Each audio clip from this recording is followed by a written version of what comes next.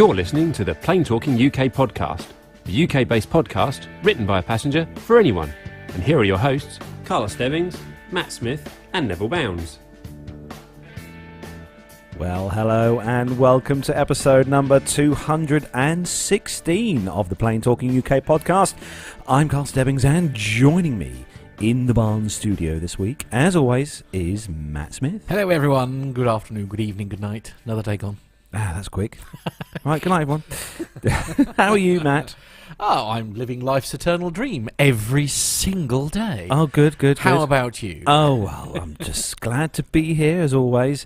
Nice to see you not wearing any particular uniform to do with driving buses be quiet, this week. You be quiet. And the Sir Neville of Bounds, how are you this very, very fine Very week? well, thank you. It's been a good week, a short week, I'm pleased to say, because we had a bank holiday on Monday, so that was quite nice. Oh, but yes. I'm sure I've managed to cram 5 days worth of work into 4 again, but glad it's the weekend. Well, I must say, actually, because obviously since last week, Saturday is, those who listened and watched last week will know that I was off to Newmarket races. Oh, yeah. And I'm very, very pleased to say I can't see any Rolls Royce outside, or Jag, or Ferrari. But, I doubled my money. Oh, you got a fiver. Yeah, well, no, I was very good. I had a little flutter on the GGs, and I brought home twice what I took with me. So Not a tenner. Yeah, I know. Yeah. God. Yes. So ironically, if I had sort of spent half a Rolls Royce on my horses, then I would have brought home a Rolls Royce. So that must be why this drink is so strong this week. Is because Matt feeling very Matt flushed won the this loads week, of yeah. money, and he's brought some expensive orange squash. Do you know what? Some people are so ungrateful. They really are. You try and make them a decent cordial drink. See, I don't have any of this trouble with Nev. He gets his own. Well, yeah, I have to. Yeah, absolutely. Be a bit tepid by the time we've got it down. Studio. Yeah, indeed, yes. So we're going to say a big welcome to everyone who's joined us in the live chat room this evening. All the family in there as always. We've got Graham Haley in there. We've got Mashers in the chat room as well. Good evening to you. And Lane Street. We've got Julian Garwood in there. Auntie Liz is in the chat room as well. The lovely Auntie Liz. Jeth Braithwaite is in the chat room. I'm just scrolling down the list just in case I don't miss anyone. Mariana is also in the chat room. Hello to you, Mariana. Another Star Trek fan. We do like Mariana. And What, just because he's a Star Trek fan? well, you know, Wow. anyone who's a Star Trek fan is awesome. So welcome to everyone who's joined us in the live chat room. It is the 11th of May. Is it? And All day. it's 7:05 on a Friday evening here. With actually, Matt's got the best view because he can see out towards the river. I can see the from where we lovely are river here. waving. Isn't that lovely, isn't it? Lovely. Hello, is. Richard King as well. Richard's in the chat room as well, so hello.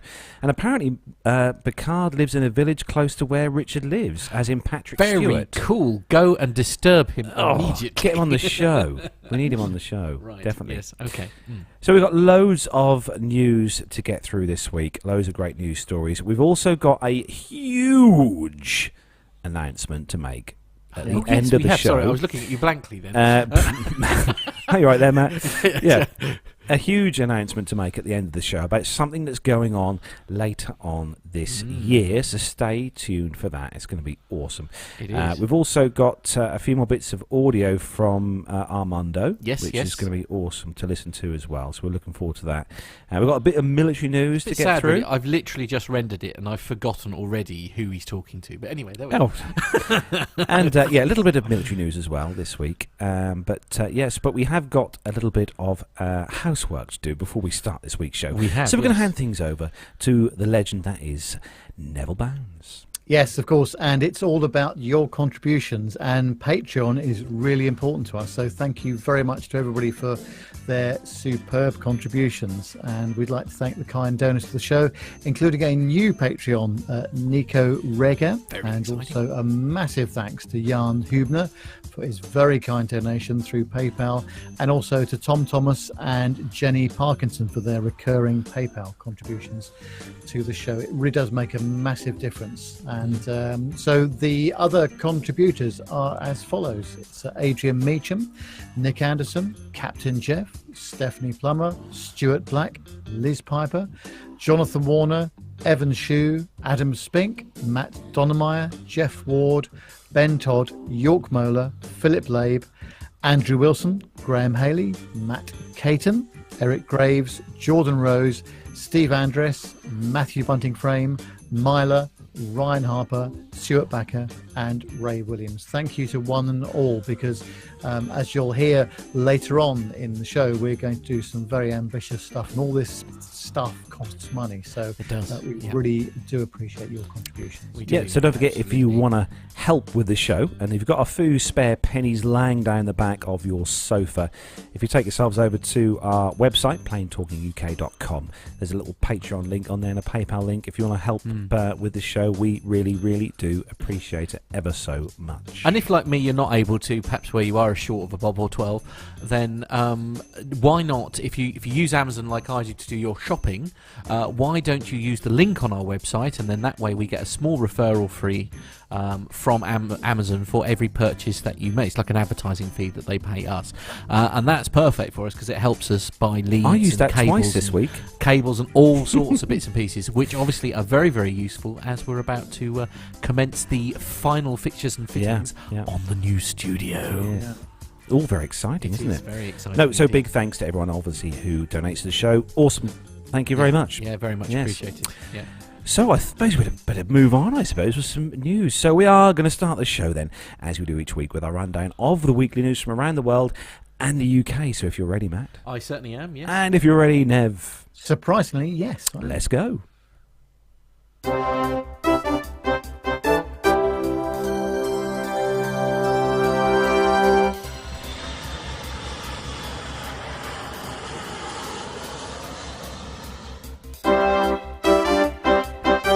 So, kicking off this week's first news story then, and on the subject of money.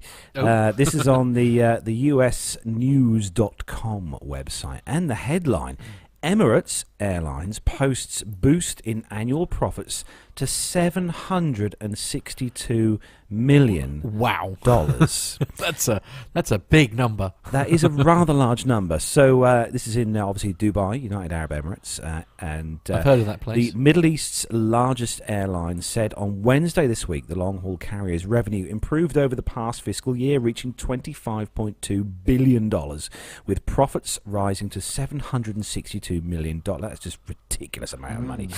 The Dubai-based airline credited a recovery in the global air cargo industry and the strengthening of key currencies against the US dollar for the boost.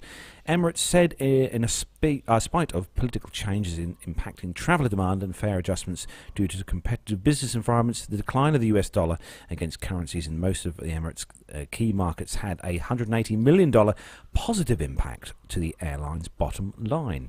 Emirates Airline and Group Chairman and Chief Executive Sheikh Ahmed bin Saeed Al Maktoum said President Donald Trump's announcement to withdraw from a nuclear accord with Iran will not present too many new challenges for Emirates, which has flights to Tehran and other cities in Dubai, Persian Gulf neighbour. He said, I think this is not really new to us, he told reporters, explaining that the airline dealt with issues of sanctions on Iran in the past.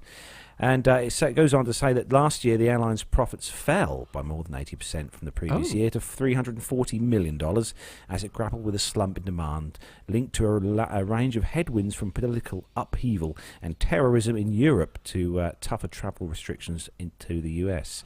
Over the 2017-2018 fiscal year, Emirates announced two major purchases, a $15.1 billion agreement for 40 Boeing 787-10 Dreamliners and a $16 billion deal to buy 20 A380 double-decker jets with the option to buy 16 more of the A380s.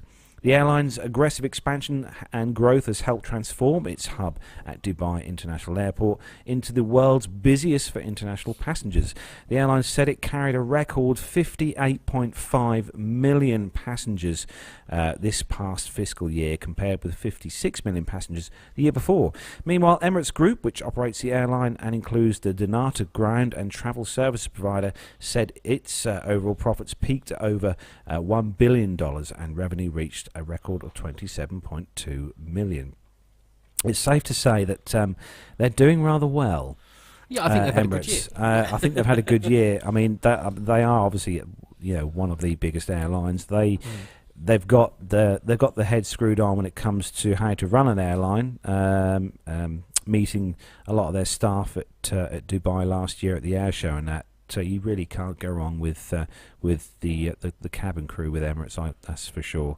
But fingers crossed, all being well, and we might be having a little jaunt across there next year, Nev. You never know. Yes, I think also that they're in a very good position geographically as well, aren't they? Sort of being kind of halfway between most places, Europe and Australia and what have you. So the numbers are just eye-watering, aren't they? Oh, we'll just buy another 20 of these, another 30 of those.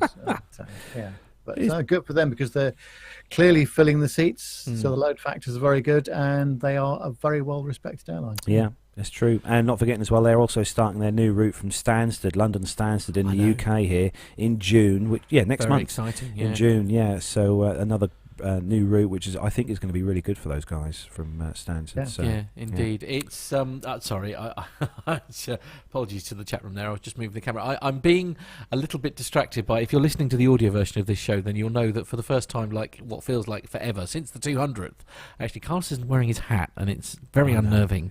Has anyone noticed yet? It is frightening me a little bit. Yeah. And I do have hair. Anyway, yes, absolutely. Moving on to the next story. And someone your age, that's a bit of a shock. I know, 41 of young years. The next story is kind of a bit of a move from the usual, because we're not focusing on Ryanair this week. But we're moving to another low-cost carrier. We are sticking with the low-cost carrier. This is on the Euro Weekly website. That's euroweeklynews.com. And a slightly worrying headline in the fact that Spain's Mallorca is in Germany, and that's according to EasyJet. So hopefully EasyJet's pilots have a better grasp of geography than their marketing department after they made a huge mistake on an advertising billboard. The most beautiful thing about Germany is Mallorca, apparently, and proclaims a massive banner promoting the 7 daily connections between Berlin and Palma this summer that covers the entire side of a hotel building in Cologne.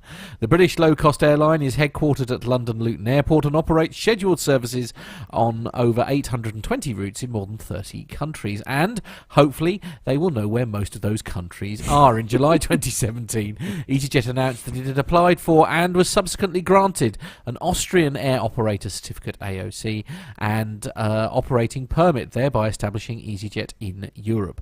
The new airline is headquartered in Vienna and will allow EasyJet to continue operating flights across and within European countries after the UK leaves the EU.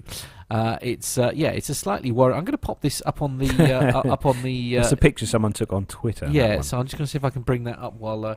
It's pity we haven't started Nev's media fail segment, because that was the number one item. Yes, I think it would be. Nev, I do genuinely think this is something that we need to look into. We're not going to be short of material. No, absolutely. Yeah. I mean, my German's not the best, but Yes. Yeah. Yes, essentially. So that does literally. I do read a bit of German. That says literally this. Yeah. The best thing about Deutschland or Germany is Mallorca. Yeah, as opposed to say Berlin or something, like something.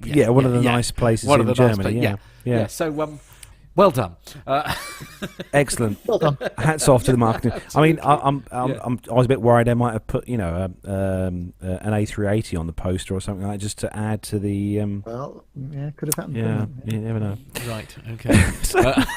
Anyway, moving on to the next story, and Nev, bit of a problem here. Oh yes, here we are again with the Trent 1000 engine problem, and this is on the businesstraveller.com website, and it's BA this time is the latest carrier which is seeing disruption because of problems with the Rolls-Royce Trent 1000 engines for some of its Boeing 787 Dreamliner fleet. As reported on this website previously, Virgin Atlantic has had to bring an A340-600 back into service to cover its schedule, which had previously been mothballed. In that case, Virgin had to bring back the retired aircraft because of the engine issues on the Dreamliner fleet, and in addition has also been forced to lease Air Berlin A330s. Now, it seems that British Airways is going to wet lease 3 Qatar Airways A330 aircraft over the summer to cover checks on the Boeing 787s. And according to Flight Global, the checks are on the Rolls-Royce Trent 1000 powered aircraft following concerns over blade durability.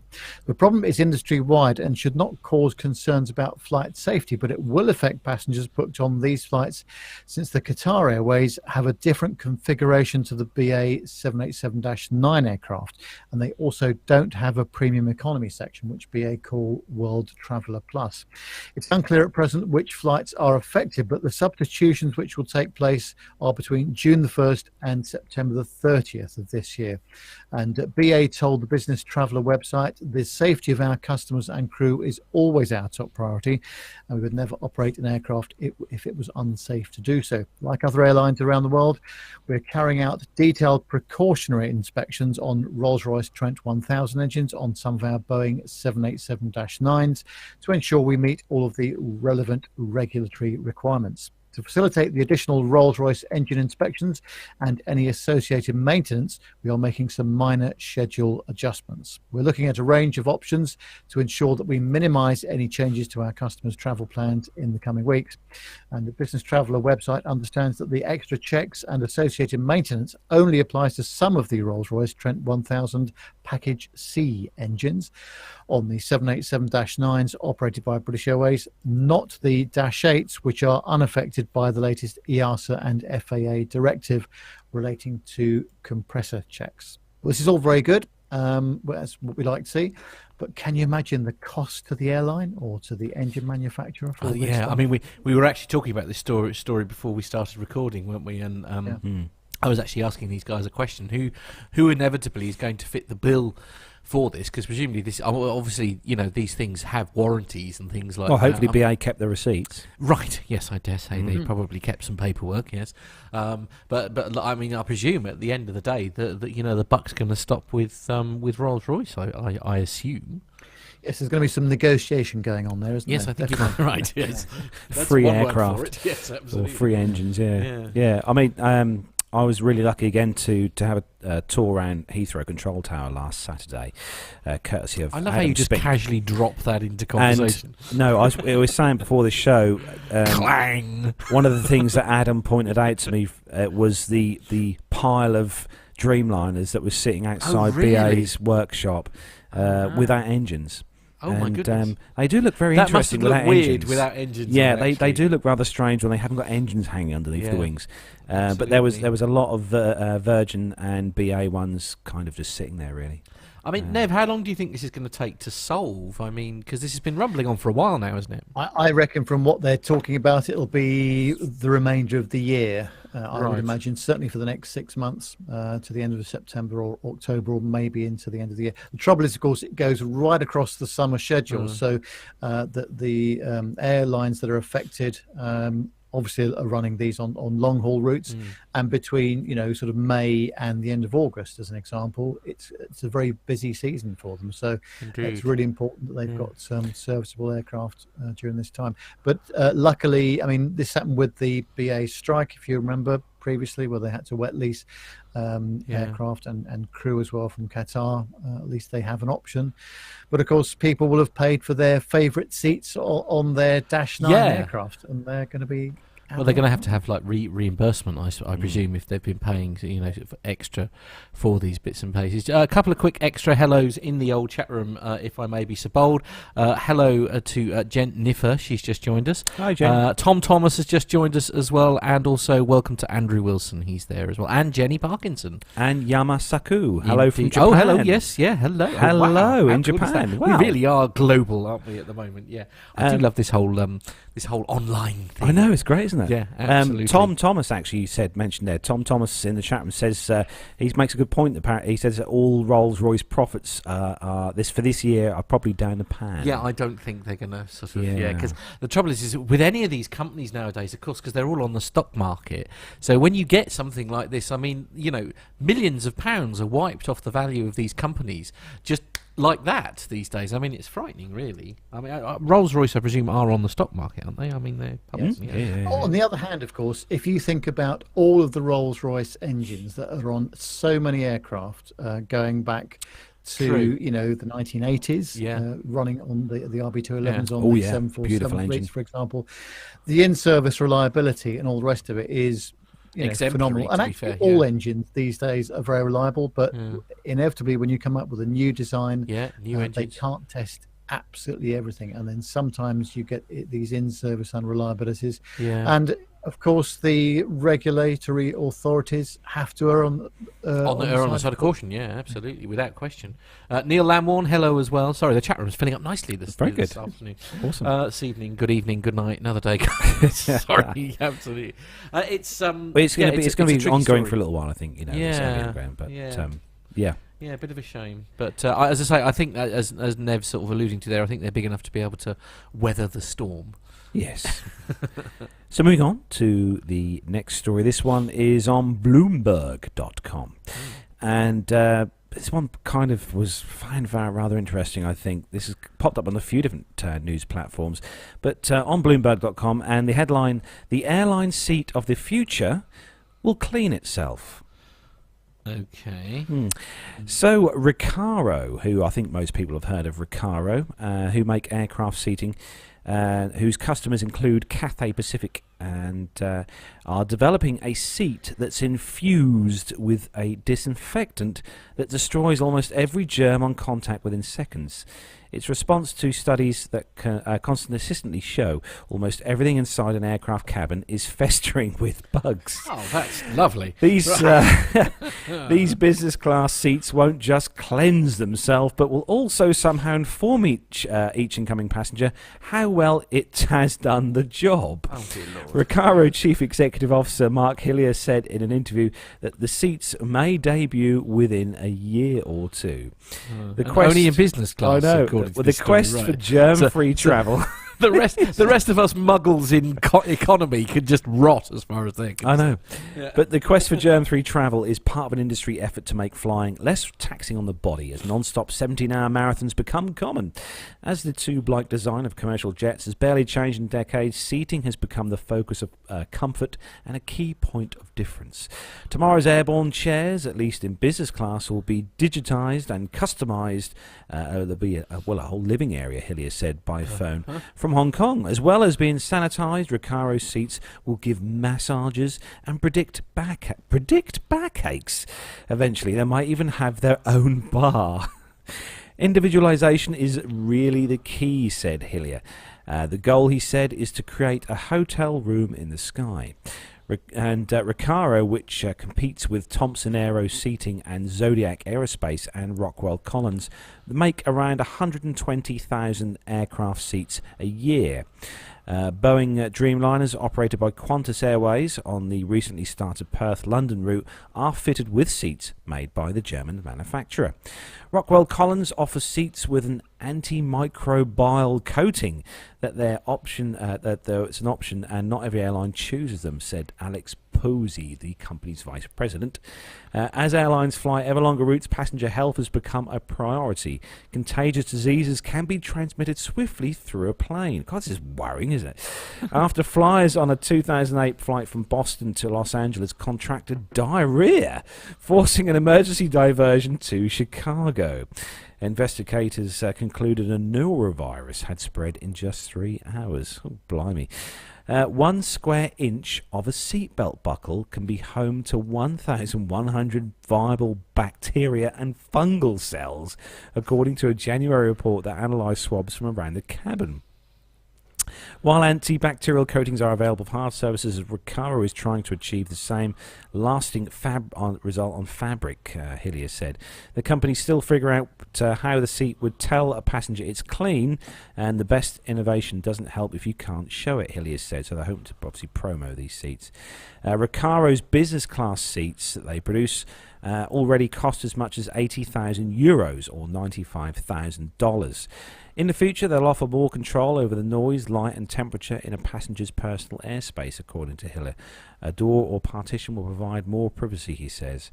And the seat might even be able to improve a travel's posture by warning a slumped passenger of impending pain.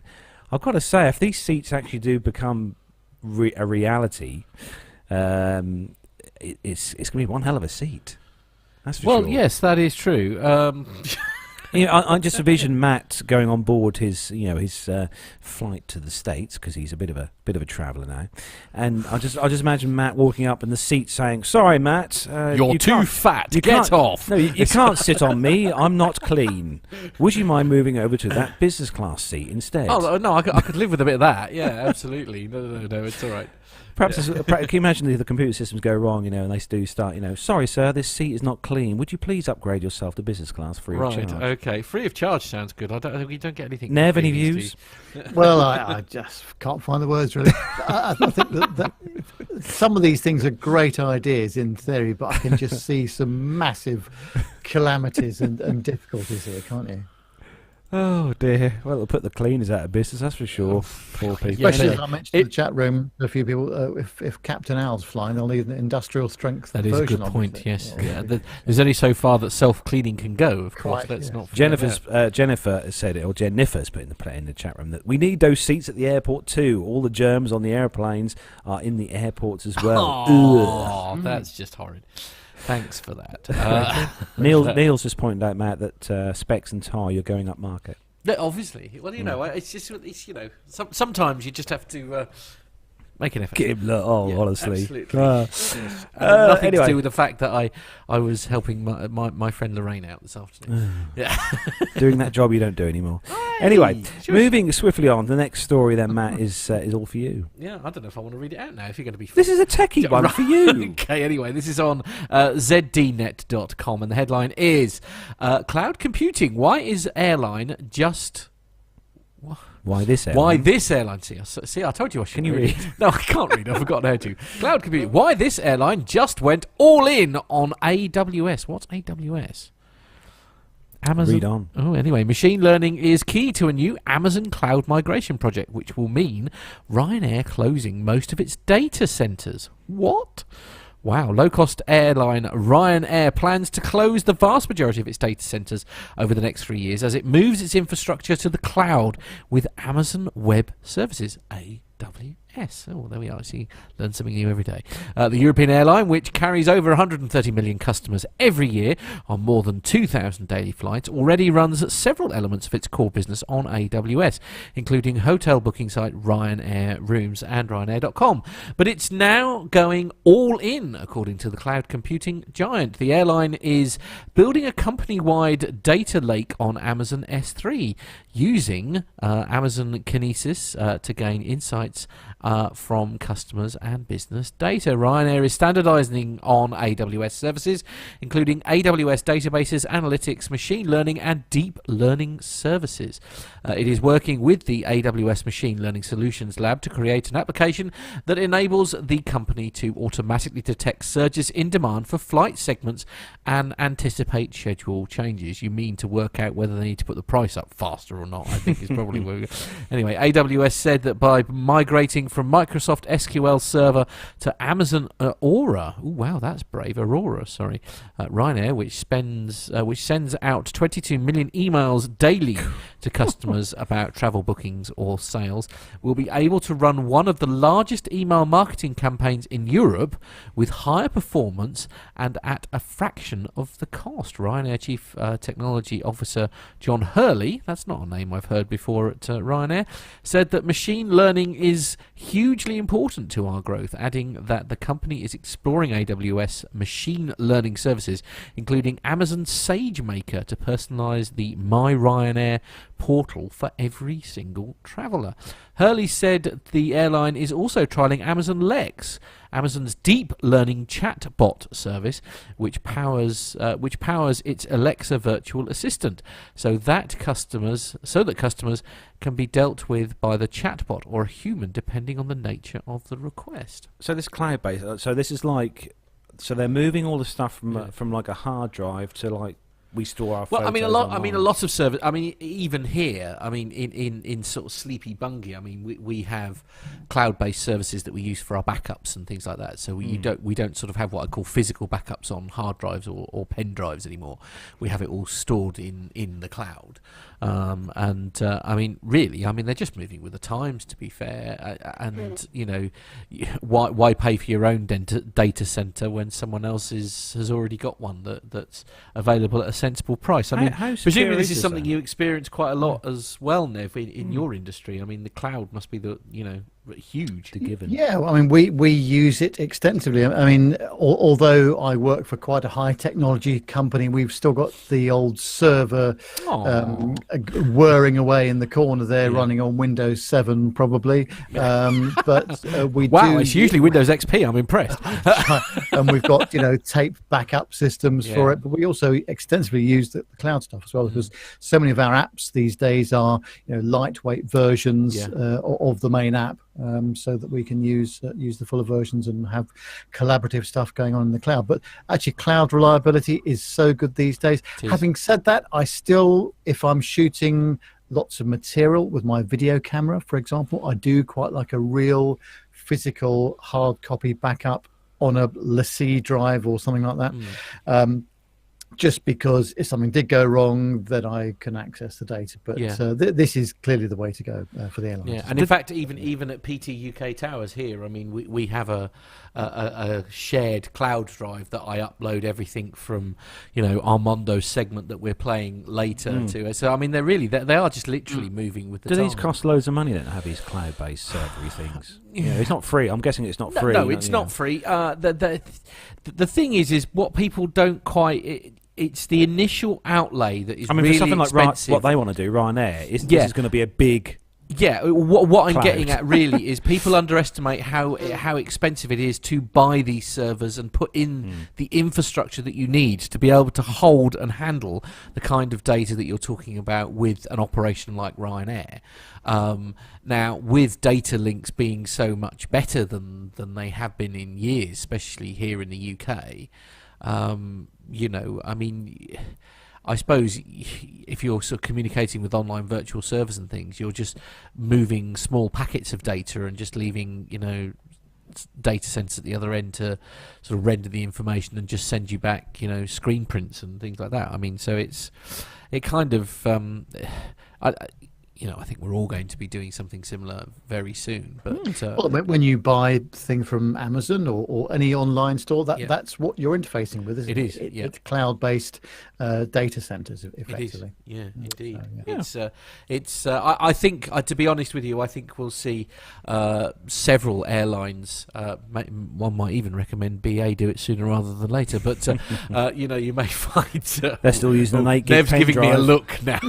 They're still using the Commodore. Yes, indeed, the Commodore 64. It was a quality piece of kit in its day. This is the thing. But I mean, in all seriousness, Ryanair obviously will no doubt be the first of many to move over to these systems. And I've never really understood, why you think, especially if you're using a company like Amazon, where they will have so much redundancy and latency available to them, and also if they do find that their servers are under load, they have the resources to be able to move the data requests somewhere else and all that kind of thing. So no, it is I think this is how they're all going to go. I think you'll get EasyJet, you'll get British Airways, and all of them. It's all very techy. Moving. Sorry, I'll stop talking. I'm sorry. No, it's very good. It's very interesting.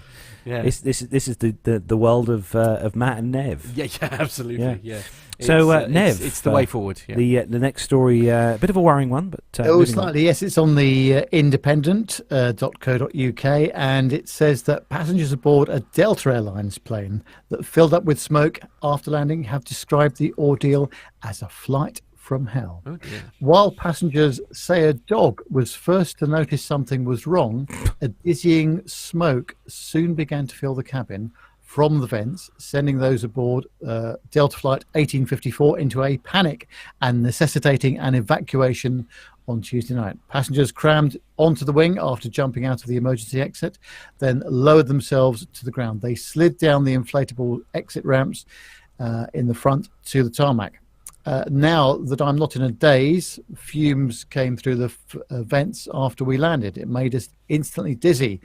And no direction from Delta said what to do. Smelled like an electrical fire, but we don't know yet, says Rachel Nafta, the passenger on the flight, who also said a dog was first to notice the smoke, wrote on Twitter. Didn't know dogs could write. That's really interesting. He's got his own Twitter account and everything. How Yeah. bad our mouths tasted after still breathing it, Miss Nafta also tweeted of the smoke. An official from Delta Airlines said that in spite of some of the social media posts from passengers, the plane had not actually caught on fire. The smoke was the result of hydraulic oil dripping onto an auxiliary power unit that was activated as the plane landed. And there's some pictures on there, which Matt might be able to bring up. It does say there was no fire at all, in fact. And the evacuation of the 146 passengers on the flight originating in Detroit resulted in a handful of minor injuries, the airline said, including some hospitalizations for smoke inhalation and sprained ankles. All the passengers who were injured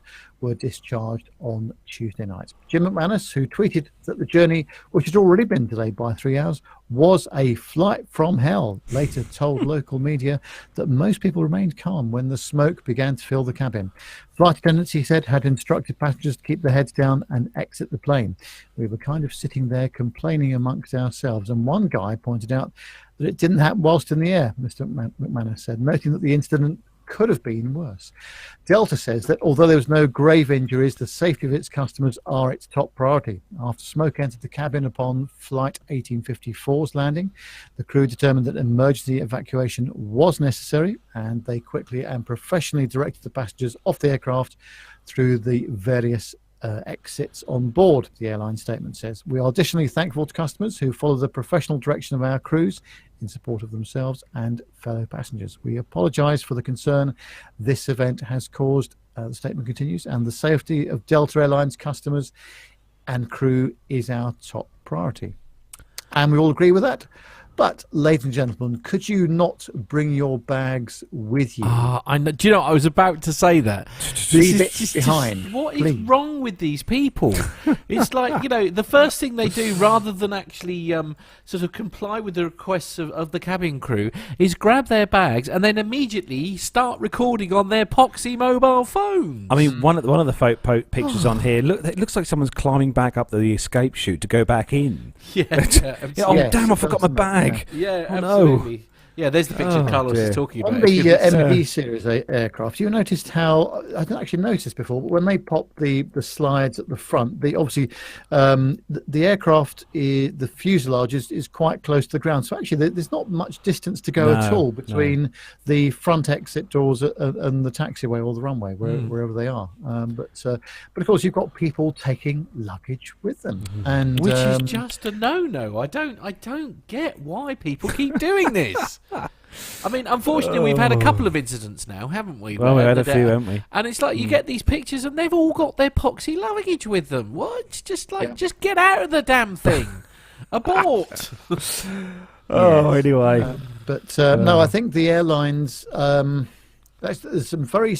I've noticed certainly on BA flights recently that they've changed the in-flight safety briefing somewhat. Have they?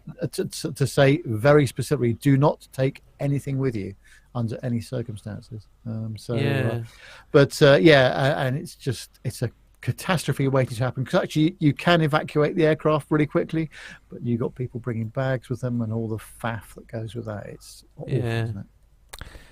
Well, anyway, moving on. That's a bit of a rant. Everyone remain calm. Sorry. Stop. So the next story is on the bizjournals.com website, and this is a story about actually a place we're all off to later on this year. And the headline: Boeing's negotiating 3 wide-body jet deals ahead of the Farnborough International Air Show. So Boeing is reportedly talking with 3 major airlines about wide-body jet orders ahead of this summer's Farnborough International Air Show. Boeing is negotiating a long-haul jet deal with United Airlines, International Air Group, the owner of British Airways, Iberia in Spain, and Aer Lingus in Ireland. and Saudi Arabian Airlines flying ass, according to the news reports. Boeing spokesman Paul Bergman declined to comment on any ongoing talks with customers. Boeing makes the wide-body 747, 777 and 787 jets in Everett. And jet makers like Boeing love to unwrap big orders at the Farnborough Air Show, which takes place this year on July the 16th to the 22nd here in the UK. Boeing won a massive deal last month for 47 Dreamliners from American Airlines. Let's just hope the engines get made in time. The 787s won over competing jets from Airbus, which said Boeing simply priced their aircraft lower than we were willing to offer. And now Reuters reports that United is in talks with Airbus and Boeing for passenger jets to replace their aging fleets of 50 Boeing 767 aircraft. Airbus is expected to offer its upgraded A330neo jet against Boeing's 787 Dreamliner in a deal worth up to $14 billion at list prices.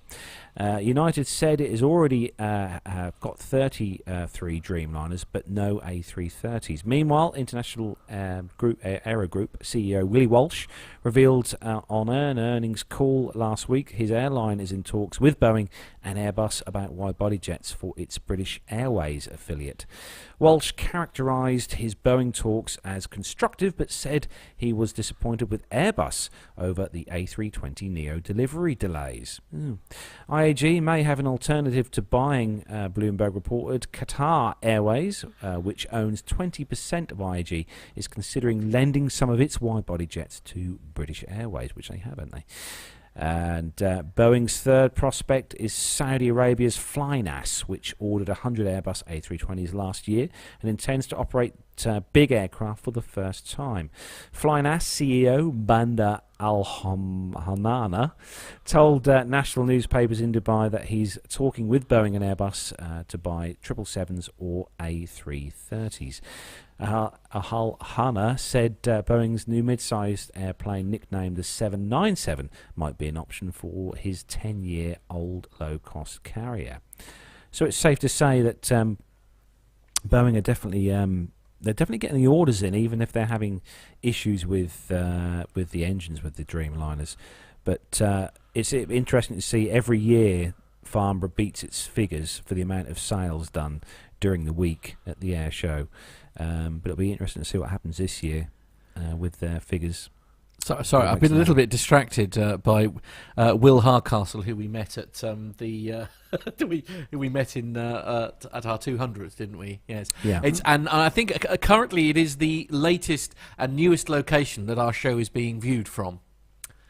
Really? Yeah, he's in the bath, apparently. Oh, he's okay. watching us in the bath. So everyone say hello to Will. Hello, Hi, Will. There we are. You know, our listeners are very special, aren't they? Mind the hot tap. Yeah. Don't get your toe stuck or don't something. get your toe Anyway, stuck. Yeah. So that's actually on that note. That don't forget that we are all off to Farnborough this year. Yes. I think we're all I'm off coming there. on that one. Yeah, you're coming. We're Owen's coming and Yes. Captain Al and Yeah. I think a lot of the APG guys are coming over as well. I'll tell you what. One of the most bizarre things is when you think you go back 2 years ago to when we went to Farnborough, because it's basically nearly 2 years, isn't it, since we went last time? And you think what the show's been through in the last 2 years and the changes that have occurred in that is just. Yeah. I mean, it's sort of mesmerising. It's going to be so nice to see all those faces again, isn't it? It's just been wonderful. Anyway, sorry, we're and Micah and Brian. Yes, of course, they're all coming over as well, and APG they're going to be there in force as well. It's going to be amazing. So if you haven't got your tickets for Farnborough already, hurry up. Yes, absolutely. And if you're going to come to Farnborough, please do get in touch with us at the show. Yeah, and. Because we're going to we have a meet meet up. We want to meet up with everyone. So make sure you send us an email or a tweet or whatever, and let us know you're going to be at the Farnborough Air Show. It'd be great to see you all. Yeah, definitely. Yes. Yeah. So moving on to the next story, Matt. Indeed, yes. This is on the Flight Global, the legendary flightglobal.com website, and the headline is Lufthansa orders up to 16 Airbus and Boeing aircraft. So the Lufthansa Group, who will order up to 16 aircraft from Airbus and Boeing in a deal valued to be worth 2.1 billion euros. That's $2.5 billion at list prices. The orders include up to 12 Airbus A320 family aircraft for Lufthansa Group carriers, 2 Boeing 777-300ERs for Swiss, and 2 777 freighters for Lufthansa Cargo. The Frankfurt-based carrier says the Lufthansa Group board approved the deals today. The A320 family order is split between up to 6 A320s that will be delivered depending on availability this year to offset A320neo delays, and the conversion of 6 A320neo options to firm orders with deliveries in 2022. Swiss will take the 777-300ERs in 2020 and use them for growth. Lufthansa Cargo will use the 777Fs to replace the aging Boeing MD-11s, and Lufthansa Group carriers operate 350 A320 family and 10 A320neo family aircraft, 10 777-300ERs and 5 777Fs. Flight Fleets Analyzer database shows, not including the latest deal. They have firm orders for 61 A320neos, 45 A321neos and 20 777-9Xs. It's safe to say that I think Airbus and Boeing definitely kind of are out there with the the biggest orders all around, and it just seems to be an ongoing thing. I don't think we've ever had a week where we haven't had a story where someone isn't buying brand new aircraft. Well, yeah, it's good news if you're an aircraft manufacturer. Good news for us because with uncertainty about fuel prices, as always, everybody's going for the most efficient aircraft that they can. And the twin jets, whether it's the A350 series, the newer 777s, the Dreamliners, these are all seriously fuel efficient aircraft and can carry a lot of people a long way. So I think that this is going to be, I think actually this year so far, just the first half of the year, there have been so many order announcements. This is even before, before Farnborough, absolutely. So, really interesting. Yeah. So Nev, you were then talking about the A350. What's this next story all about? Yeah, well, this is the mirror.co.uk, and of course that's the place where I go for all my latest aviation absolutely news. And of course there's some exaggeration here, as you'd expect, because it's the Mirror, and it says that incredible footage shows a commercial plane performing a near vertical takeoff at a convention in Germany. The stunning clip was taken at the Innovation and Leadership in Aerospace convention in Berlin last month. It shows the aircraft, which is an A350-900 XWB, which boasts Rolls-Royce engines, take off at an incredible angle. The aerobatics were carried out by an aircraft which regularly features at air shows. And stunned viewers have shared their disbelief after the clip was shared on YouTube, with many describing the takeoff as amazing. Describing the A350-900, Airbus said the jetliner accommodates 325 passengers in a standard 3-class configuration. And it's not that one.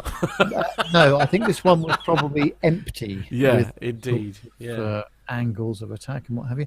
The jetliner accommodates 325 passengers in a standard 3-class configuration, and its state-of-the-art comfort and amenities ensure that everyone on board enjoys a pleasant flight. As with all 350 XWB models, its fuselage is built with carbon fiber reinforced plastic, which supports lower fuel burn, easier maintenance, and increased resistance to corrosion. Whilst this is all very impressive, it's just not how the real aircraft operates. But of course, they have to make a bit of a thing of it, don't they? But I'm in two minds about seeing commercial aircraft being flown like this, because that's just not realistic, is it, in service, shall I say? No, I know. I must admit, as a sort of like person who's good at or into that, I must admit I do find it astounding.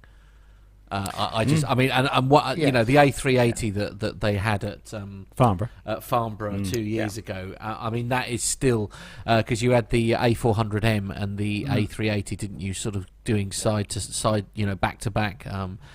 Shows on the Sunday, didn't you? And that A380 doing essentially the same thing, where it did a almost virtual and almost vertical takeoff. I mean, as a you know a lover of big machines, I suppose it was just awesome to see it. It is impressive to see it. I'm trying not to be too much of a killjoy, but no, it is good. Actually, I'm just easily pleased, Nev. That's what it is. The A350 is a particularly nice looking aircraft. Yeah. It is actually. Yeah, it's got some love in the chat room, that's for sure. Yeah. Would you say of that video, Nev, when you're watching that video, if you got a chance to look at it there, would you say that he was having to struggle with crosswinds on that particular takeoff? Did you see?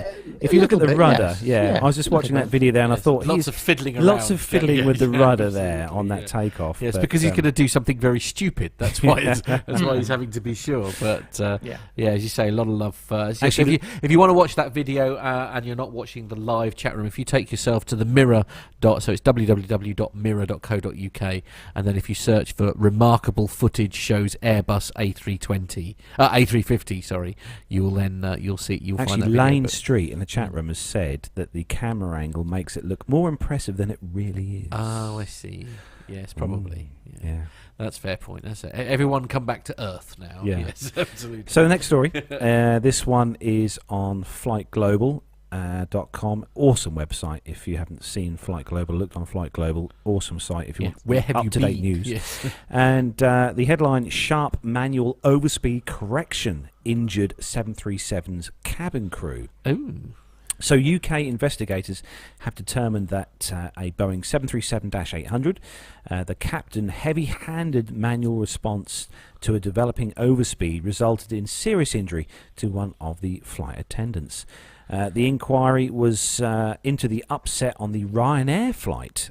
This was on aircraft Echo India, Echo Bravo Whiskey, which had been descending towards Manchester on the 14th of January last year. They found the captain had been startled by a sudden increase in airspeed towards the maximum operating Mach limit. Air Accident Investigations Branch, or the AAIB, analysts revealed that the 737 had started a descent from 40,000 feet, having been cleared to 20,000 feet. Air traffic control had requested that upon the speed conversion that the crew fly at 217 knots rather than the carrier standard 245 knots. The 737 began to descend while travelling at Mach 0.77 to 0.78, but owing to a strong jet stream, the wind speed increased rapidly, and during the descent through 36,700 feet, the aircraft's airspeed rose to a maximum of Mach 0.81. While the autopilot was engaged, the captain felt that it was not correcting the overspeed, and thinking that he had little time to react, he simultaneously pressed the autopilot disengage button on his control wheel and pulled back on the control column, says the inquiry. His intention was to avoid the overspeed as smoothly as possible using manual control inputs. But flight data recordings showed that the captain quickly exerted a 42.7 pound or 190 Newton force on the control column. Although the inquiry could not determine whether the autopilot disengaged as a result of the button press or the column input, it says that the force applied was twice that required for autopilot disconnection. At the time, the captain is believed he was managing the manoeuvre gently, it states, but with hindsight, he suspected that the startle effect caused him to exert more force on the control column than intended. The abrupt manoeuvring caused two cabin crew members to lose their balance. One suffered a broken ankle. Investigators point out that the lower air density at high altitudes reduces the operating envelope, and that manual flying in such conditions demands particularly careful handling and the avoidance of large control movements. Boeing's training manual states that changes in wind speed could lead to overspeed, while auto throttle is able to provide aggressive speed control near operating limits. The manuals say short-term overspeed can nevertheless occur under certain conditions. It advises crews in such cases to deploy partial speed brakes slowly until a noticeable reduction in airspeed is achieved, and retract them equally slowly once the airspeed falls below operating limits. Both pilots subsequently completed a recurrent simulator session which focused on overspeed recovery. Investigators have highlighted a similar event 2 months after the Ryanair incident, which involved a Qantas 737-800 that experienced increasing headwinds during a descent towards Canberra on the 13th of March last year. The crew used manual inputs to avoid overspeed, and 2 cabin crew members were injured on that flight as well. There we go. So obviously these investigations do take some time to be brought to a conclusion, but it just goes to show. It sounds pretty nasty, Be actually. gentle. If somebody broke an ankle, and unless they just fell funny, I guess. But also the bit that concerned me there is that the air traffic control had requested that upon speed conversion that the crew fly at 270 knots rather than the carrier's standard of 245. Is there possibly not some blame fired at? Sorry, am I getting myself in trouble here? I was going to say we've got Andy Wilson actually in the chat room. I don't think it's that one, I'm afraid. But this Andy Wilson says that pilots get very little experience at high altitude in commercial aircraft. He says. Right. Okay. And Nev, what were you going to say? I was just thinking that obviously the speed control is quite important from an ATC point of view. So maybe they're trying to run the aircraft ahead of somebody else, for example. But trying to, I suppose I would liken it to if you were driving your car at 30 miles an hour and you need quite a lot of steering input to make it go left or right.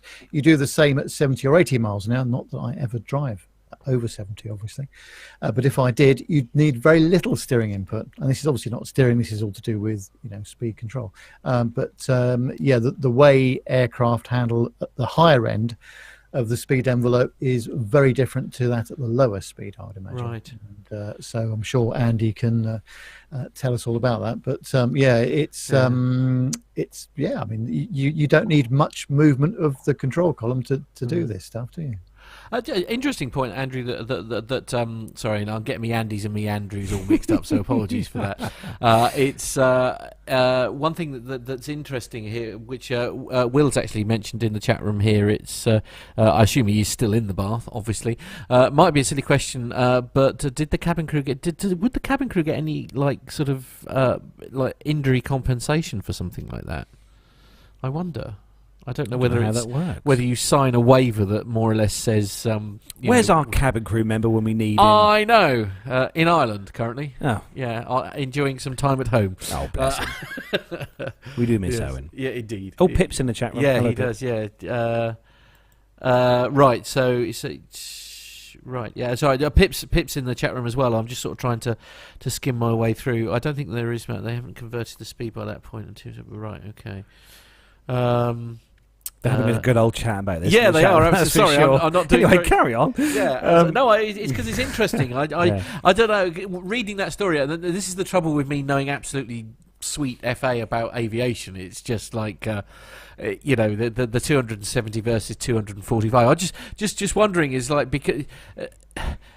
because obviously the pilots are very familiar with the 737-800 in this particular case, so if that's not normal operating standard for the carrier, is it the pilot's job to then report back to air traffic control to say, no, we're only allowed to do 245 knots, or am I completely misunderstanding? Chat room, please help me out here, because I'm trying to understand something that I basically don't understand. So that'll be a segment for Pip to send in. Yeah, for next absolutely. Week. Yeah, definitely. There we go. Yeah, That's there we are. Pip's segment for next week. Absolutely. Anyway, moving on. Yeah. Sorry. Before we get sued. The next story is for you, Matt, and this is is it? This is about a story that we hear about all too often, really. With pilots. Yeah, well, yes, this is on the ABC, and my computer's frozen. That's helpful. There we go. Right, so it's the infamous pilot shortage yet again. This is on the ABC. Really? On the ABC website in Arizona this time, and pilot shortage hurting airline, says travel industry. So this story is based out of Glendale in Arizona. A sky high shortage. I do love the Americans and their grammar. Sorry, American friends. A sky-high shortage is striking the airline industry. Pilots are taking off from the workforce as not... What? Hang on, I've completely misunderstood that. A sky-high shortage is striking the airline industry. Pilots are taking off from the workforce. They're attempting humour. Oh, I see. Yeah. Right. Sorry, that's clearly worked. Taking off from the workforce as not enough people are taking their spot inside the cockpit. There's airlines sitting on the ground with no pilots to fly them, says Rick Raidmaker. Raidmaker owns the Arizona Flight Training Center in Glendale. He said it is his job to help stop the worldwide shortage, him personally, singly and alone. But he believes it is one that will take roughly 20 years to fix. Wow, experts believe the impact could be felt by travellers in a variety of different ways, including the cost of an airline ticket. There could also be longer lines at the airport and even more cramped flights. Plus, there may be less unique travel routes offered as a result. Raidmaker said that the reason behind the pilot shortage can be blamed on a variety of reasons. So pilots are retiring and the airlines are expanding, and they've not been able to fulfill the jobs. Raidmaker explained, everybody's hurting, but they've done a lot of expanding of routes, and it's just growth of the industry. Raidmaker does not agree that passengers may have to pay more, but pilot Corey Robin does. That is pushing him to take action and work to inspire others to think of flying as a real career. Robin has a YouTube channel where he does a segment called Fly With Me Friday. His thousands of followers watch as he takes someone up in his plane who has never had the experience before. He hopes that experience will encourage them to go on from the passenger seat to the pilot seat, or at least tell others about the experience. Sometimes I lift the plane off the ground or do some sort of maneuver, and on camera we watch these dramatic, happy, just awesome reactions, he explained. I suppose the easiest and fastest way to sort of make it blinking cheaper. Yeah, literally. That's literally where I was going with it. It's like, so if they are struggling to find people to sit in the cockpit, I appreciate, because there are people out there who would make incredible pilots who aren't pilots because they can't afford it. Because in the UK here alone, to actually get to the point where you're a commercial pilot able to fly, let's say, a 737-800 or an A320, whichever one it is, you're looking at the cost of a house, aren't you, basically, from getting your initial GA experience and getting all that done, to moving into commercial, to then doing your rating for jet engines, and then picking your actual thing. Surely the easiest way to get more people going through the system is finding, doing it on a scholarship maybe. So some of these airlines may need to sort of perhaps start doing apprenticeships or whatever the equivalent would be if you're wanting to become a pilot. I know, even if you're tied in with the airline for a certain amount of years, after you've because a lot of, in a different sense, a lot of HGV coach drivers, the same. You're tied in with the company for 2 or 3 years until you. Or in my case, when I did mine, because that's exactly how I got my coach license. I know it's not the same as being a pilot, blah blah blah. But the long and the short of it is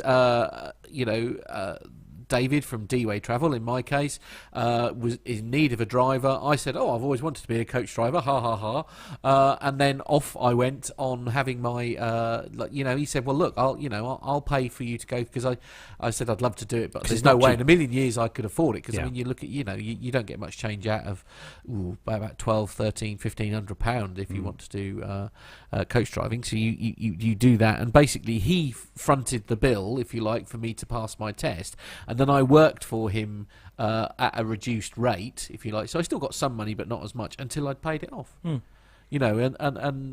why don't the airlines do something similar? We covered a story a few weeks back on the show, if you remember, that Emirates were short of pilots. They had to sort of have a bit of a rejig with routes and suspend quite a few routes. Well, Emirates are still, according to the report which came out on Wednesday this week, Emirates are still facing a kind of a a need for around about 150 pilots, which is quite a lot of pilots, really.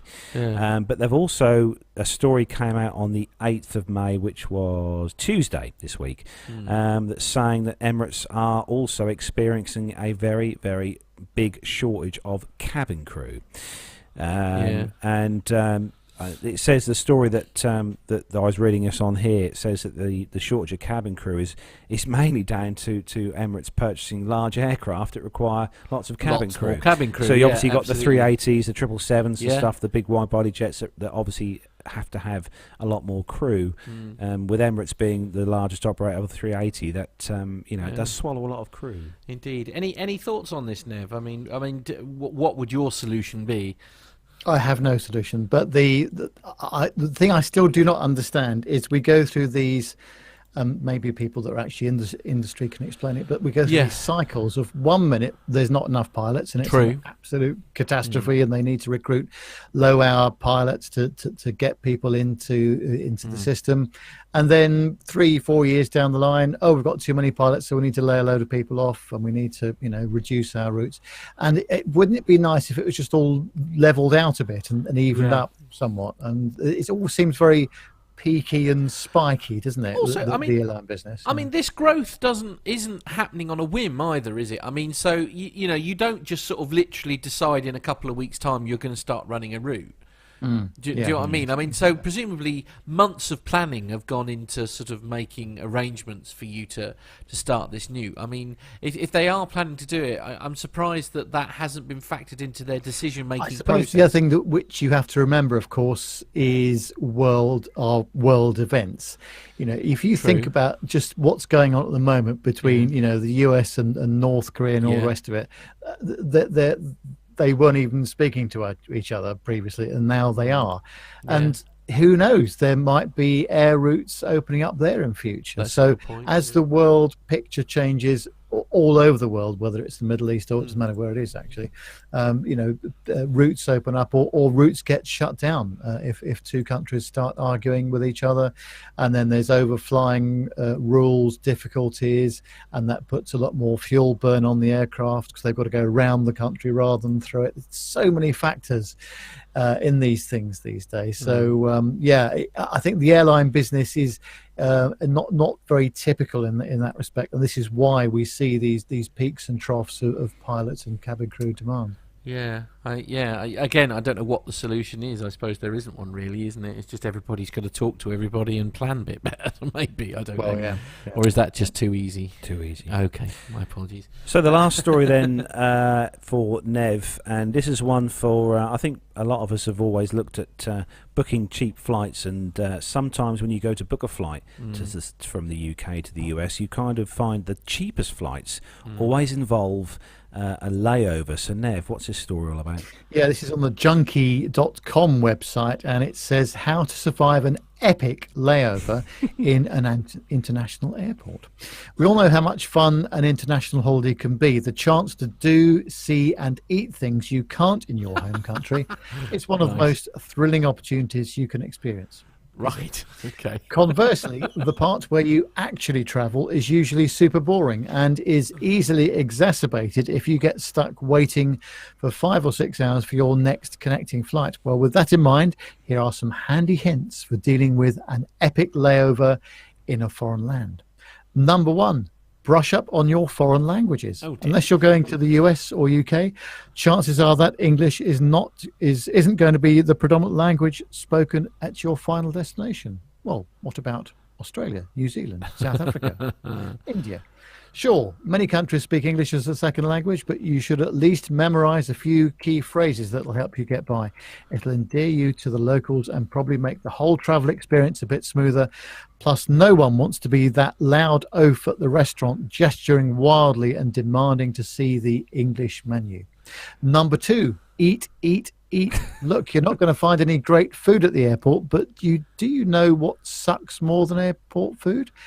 Airplane food. Even the McDonald's at Dubai International is better than the processed ham and lettuce sandwiches they dole out once you're back up in the air. You've just spent 6 hours on a plane and have to wait another 5 hours before you even get back on the plane. Go ahead and treat yourself. Number 3, freshen up with a shower.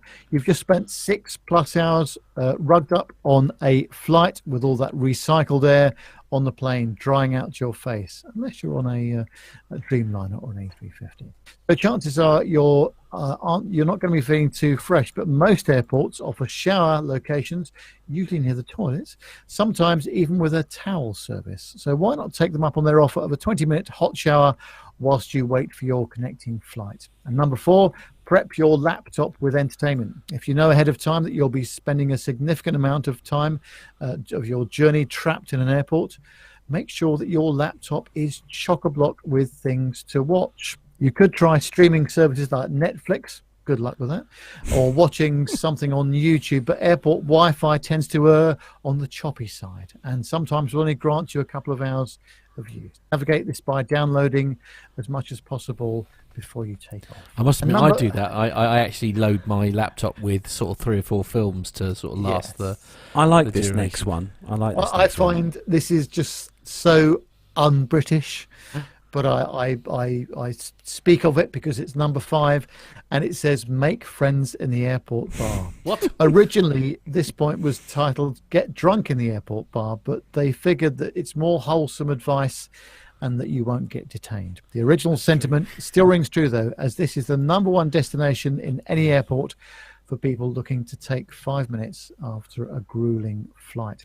Pull up a stall, look out for people speaking English, and make friends with some folks experiencing the same predicament as you are. You usually make friends whilst drinking at home, so international airports should be no different.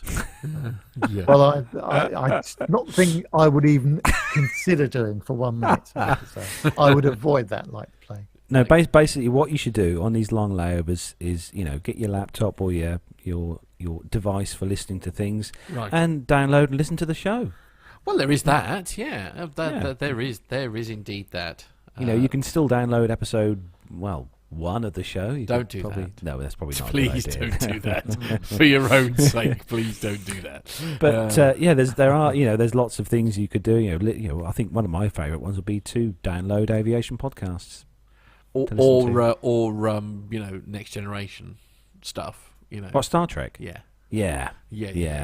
I've already done that box I set. must admit, when on the occasions when I've been, in fact, that's how I don't know if any of you will remember a marvelous TV program called House with Dr. Gregory House, and that was first introduced to me on a flight going over to, I can't remember where I was flying to now, and I watched it for the very first time on a flight. Oh no, I tell you what it was. I was going to Australia years and years and years, not Australia, New Zealand years and years and years ago, and and that's how I first stumbled across House. And I literally binge watched. The first time that I sat down and binge watched something was watching something on the IFE on the plane going over there. Because let's be honest, I had plenty of time. 26 hours later. Neil Lamorne in the chat room said that about Nev. This is Nev, what have you done? Friends in the champagne bar for you, Nev. I think. Oh yes, well yes, of course, yes. My industry colleagues are there quaffing the champagne and the caviar. Well, indeed, quite right. Yes, I would like to think so. Absolutely. Brilliant! So that brings to an end the commercial news segment of the show this week. And coming up next in the show, we've got some audio that was sent in to us from the awesome Armando, who was on the show not so long back. And for those of you who have heard a few of his little audio bits over the last few weeks, he's obviously got a few more for us here. So we're going to play those for you right now. Hey everybody, this is Armando here from Aero Expo in Friedrichshafen. So I'm here with Gus Fennell, who works for Vans Aircraft. So it's nice to see an American manufacturer here. Especially, I'm kind of partial myself to the Vans aircraft, having flown RV-8s and RV-7s. So I know what a fantastic airplane it is. But Gus, can you tell us a little bit about Vans and maybe the European market versus the U.S. market? Sure, yeah. I've worked for Vans for about 17 years now, and we've been coming to the Aero Expo here in Germany for about 9 or 10 years. And we've had very good luck in the European market. A lot of people here enjoy flying Vans products. They've been maybe not quite as successful in Europe as they are in the US, but nonetheless, we sell a reasonable number of airplanes here every year, and it seems to be growing. We get more and more interest every time we come. We have a fairly wide range of models, and so some of them are maybe more suited to Europe than others. We have everything from a fairly fast and powerful four-seat airplane, the RV-10, right down to the RV-12, which is what in the US we'd call a light sport type airplane. But it's particularly well suited for the European market. It uses the Rotax, which obviously many people in Europe are much more familiar with than maybe some of the Lycomings. It has the ability to use car gas, and it can get in and out of short fields, and it's a very benign handling airplane, so it's suitable for people who are maybe lower time pilots as well. So economical and easy to fly. Yeah. Now these are home-built aircraft, correct? Indeed, yeah. We actually are mostly known as probably the biggest kit manufacturer in the world. I don't think there's anyone else who's really close to us in terms of the volume of kits sold. We have about 10,000 airplanes total flying worldwide. Best guess is that at least maybe somewhere under 1,000 of those are in Europe or the general European area. We have them flying in France, Italy, Germany, the UK, Finland, Sweden, Norway, Lithuania, Czech Republic, Slovenia. I'm not sure I've got an extensive list here, but it does go on quite a way. Greece, Israel. And that's really one of the advantages of Vans aircraft is it's got such a following, and then the the Vans Air Force and Sure, it's a big community. Yeah, I mean we always refer to the Vans aircraft family, and that's very much true. It's more than just building a plane and flying it. When you're part of it, you very much feel like you're part of a kind of worldwide community. You obviously have builders outside of Europe, South Africa, or Australia, New Zealand, all over South America, Brazil, Argentina. Yeah. So we pretty much span the globe one way or another, and it's a good chance, whatever country you're in, you'll be able to find a like-minded community of RV builders to kind of join up, because building an RV it's always going to be a longish project. These things aren't put together over the course of a weekend, and you're going to need support and some friends and people who've kind of been down the path before you who can kind of help you out with it. We do actually have one plane that we build in the United States. It's an SLSA, and there's a limited number of countries that have that, and we do provide that as a flyaway plane if people want that option, but the majority of the products we sell are kits. Now, so this right here is an RV 14, correct? Yeah, the 14A. It's got the nose wheel, so the way in Van's world, if it has a nose wheel, it's probably going to be an A model. Now, this airplane was actually built by somebody here in Germany, right? That's right, yeah. It's a beautiful example of a 14A. It's the first 14A that was completed in Germany and Europe, built by Stefan Schroeder, who you can see over there. It's his second RV. He built an RV-7A that he had previously, but he sold that and built the 14A. Yeah. Now this is a beautiful airplane. I was looking at it, and everything, the interior, the paint, everything is great on it. Right. I know it would probably span the whole gamut, but on average, how long does it take somebody to build one of these aircraft? It varies. In this case, Stefan built this from a quick build. We have a quick build option on almost all the kits where you can get it partially assembled, and that can cut the building time down considerably.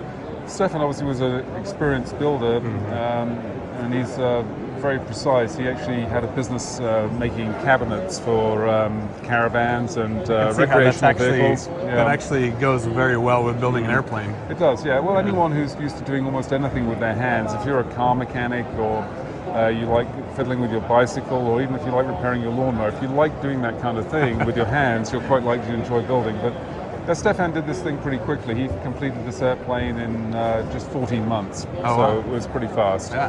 That's probably quicker than the average guy, but as I said, he'd built an RV-7A before, so he had some experience with this. But it does show the kits these days are a lot better and more advanced than they used to be.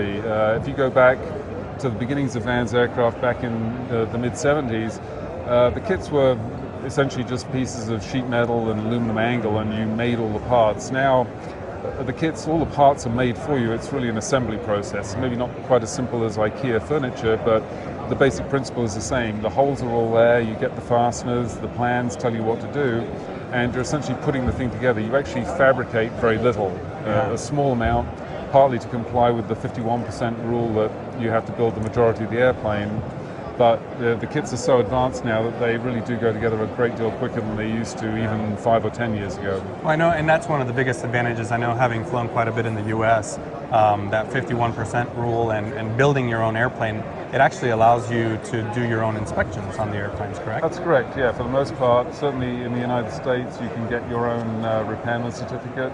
It's a similar process, I believe, in most of Europe, that if you built the plane, you can do most of the maintenance on it. There are some, I think, inspections. I know in the UK, it's required to have a licensed engineer look over the airplane, but you can still do most of the work yourself, which obviously cuts down considerably on the cost of ownership. Sure, and I myself decided to go that way too with an experimental airplane back in the U.S. Right, well, me too. I built an RV6 back in the late 90s, and part of the motivation was that I wanted to do the maintenance on myself. I'd owned cars and motorbikes and always done the maintenance on those, and I figured that an airplane couldn't be that much worse. That's it, right? So actually, you mentioned yourself. So how did you end up working for Vans Aircraft? Oh, well, I was living in the UK, obviously, and I got my private license in the UK back in the 80s, and then in the mid-90s I was working for a company in London, and we opened a subsidiary in Los Angeles, and I was sent out to do that. And while I was there, I found out about Vans. I was vaguely aware of them prior to that, but I was looking for a project to do, and I found the RV6 and decided to build one of those. And I completed that, and about the same time Vans was looking for someone to help out with technical support at the factory, and I was looking to change jobs, great. so I ended up moving up to Oregon. Oh, that's great, and that's a beautiful part of the country too. Yeah, it's lovely, although maybe a little bit too close to the UK in terms of weather. I could use a little less of the rain and fog and cold in the winter, but we get great summers in Oregon. I know it was actually beautiful in London yesterday when I left, and I said, well, this is it. I'm going to miss summer this weekend. All right, that could well be the case. Yeah, you may have missed the entire UK summer for this year at least. So if somebody wanted to find a little bit more about the Vans Aircraft family, where would they find that information? Well, we have a pretty extensive website. It's www.vansaircraft.com, and if you want to see a little bit of how the community works, you should go to www.vansairforce.net. Both of them are one word, but the Vans Air Force site has a big community of builders, a lot of discussions on the forums there about all the different RV models. Anything RV related is pretty much what goes on there. Yeah, and I can attest to that as a Lancero owner. I end up going to the Vans Air Force. I think so. It's a very active forum. I think there's at least maybe 6,000 active participants on those forums all the time. So you see a lot of posts. It's not like some internet forums where there's only one post every 3 months. This thing is active, changing every day, new discussions of topics. And it's a great place to go to get assistance with what you need to know about. If you get stuck on a little part of your project, you can probably get an answer from there. You can post it at 11 o'clock at night, and there'll be some guy in Australia who's just getting up in the morning, and he'll post an answer for you. And I know one of the biggest things with Vans and the experimental aircraft community is that community. So I'm sure if anybody were seriously interested in purchasing or building a Vans aircraft, they could go on the forums and maybe ask for someone to certainly. To give them around. Yeah, that's right. Yeah, there's plenty of people out there who, if you're along, obviously you can always come to the factory in Oregon, and we'll be happy to take you up for a demo flight. But if you're a long way away from that, then you may well be able to find someone a little closer to home who'd be willing to do it. And certainly most people are more than happy and eager to talk about their projects and their flying airplanes. The great thing about a lot of Vans guys is that they're almost evangelical in their zeal to promote it, and they're really our best sales force. We don't do a whole bunch in the way of marketing and heavy print advertising or anything like that, but what's always sold these planes is the people who are out there flying them and talking about them as enthusiastically as anyone. And I know you were saying, we were talking earlier a little bit about Europe, and you said there's give or take about 300 airplanes flying just in the UK alone, right? That's correct, so probably the same thing if somebody was in the UK and wanted Oh, absolutely, yeah. There's a big RV community in Britain, at least 330 flying, and at least that number or more under construction. So it's a pretty big community in the aviation world there. That's great. Well, we always like to finish with one question. Gus, if you could fly any aircraft in the world, current, past, what would that aircraft be? What is your dream airplane to fly? That's kind of hard to say. There's so many that it's just extremely hard to choose. Obviously, I'm partial to RVs. Most of my time is in those. I've probably got at least pushing 3,000 hours in RVs alone, and they're great airplanes. But I have to say, if I really had to pick one, it would probably be a P-51. Yeah. I think I've always liked the look of that airplane, and it's a bit like me. It combines the best of Britain and America. You've got a Merlin engine and a US airframe, That's and it, yeah. I kind of feel a bit the same way. Well, if anybody in the U.S. is listening and is willing to fly up a P-51 up to Oregon, I'm sure you can reach out to Gus and give him give him that opportunity. I'll be right there to do it. All right. Well, thank you very much for your time. Okay, you're welcome. Thanks a lot.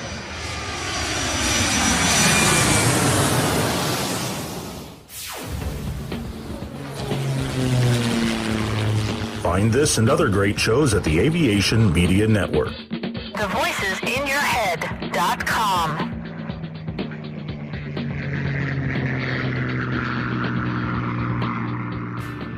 The Plain Talking UK podcast is a voluntary project that aims to keep you informed with the latest aviation-related stories from newswires across the globe. Producing our content does cost money though. If you enjoy our show, why not help us keep on the air by making a donation towards the server and website hosting fees through PayPal. Any contributions would be greatly appreciated. Are you an Amazon user? If so, why not do your shopping through the link on our website? There's no cost to yourself, and Amazon pay us a small referral fee on qualifying purchases. To find out more about the show and to meet the team, take yourself to our website www.plaintalkinguk.com, or find us on Facebook at facebook.com/plaintalkinguk, on Twitter via @plaintalkinguk, or get in touch via email on podcast@plaintalkinguk.com. Thanks for listening. Flybe 5823, Trent Dane for 23R Manchester, Wizz Air 6X, climb flight level 210, direct to Bretlands Park. United 123, maintain 280 knots. London 2DME, turn right onto Bravo, link 21 join Alpha, hold at Mora, Speedbird 472, LOC/DME, approach runway 27 left. Follow the green stand 544. That's enough air traffic control for today, Nat. Bedtime. Have you ever wondered what it would be like to fly a commercial passenger jet? Looked up at the sky and thought, I wish that was me? Well, now anyone has the chance to have a go at flying in a real aircraft simulator. NP Simulations and Flight Experience London, the only official Boeing licensed product of its kind in the UK, offer you the chance to fly anywhere in the world in their fixed-base Boeing 737-800 flight simulator. And that's not all. Ground School London offers many different courses for the up-and-coming pilot looking for a start in aviation.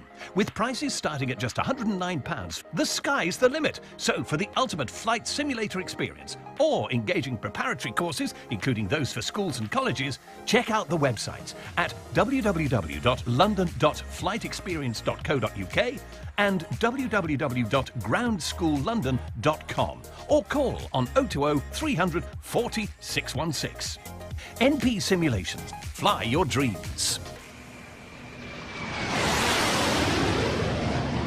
And we're going to say a massive thank you to Armando for sending in, well, some awesome audio. Yeah, absolutely. He's done us proud tremendously there, hasn't he? Yeah, well done, Armando. Thank you very much for that. Have we got any more little bits from Armando? We've got one more, yes. We've got one more. To come, awesome. Awesome. I can't wait for that. That's brilliant. Yeah. So thanks again, Armando, for that. And we'll hear from you again next week, I expect, on the show. Absolutely. So we've got some military aviation news to bring you next. A few stories. So if everyone's ready.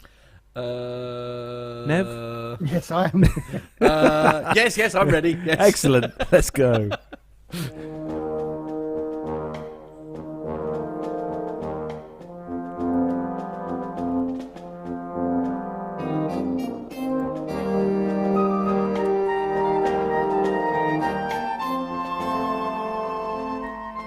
So the first news story on the military news this week, and this one is on Flight Global. the awesome site, as we said earlier on the show.